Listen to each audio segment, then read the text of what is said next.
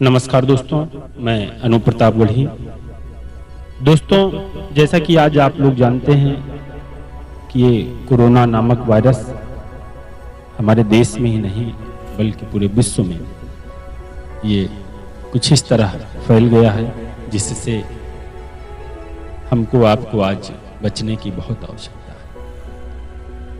दोस्तों, हमारे देश के बड़े ही कीमती लोग इस कोरोना नामक बीमारी से ग्रसित हो रहे हैं और बहुत ही कीमती लोग हमारे देश से, हमारे आपके बीच से चले जा रहे हैं। दोस्तों, मैं आपसे सिर्फ इतना कहना चाहता हूं कि इस महामारी से आप स्वयं बचें और दूसरों को भी बचाएं।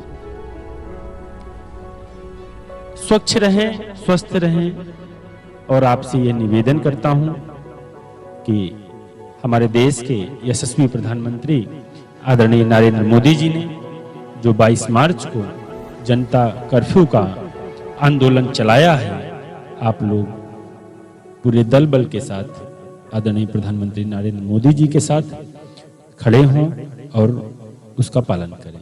धन्यवाद। जय हिंद।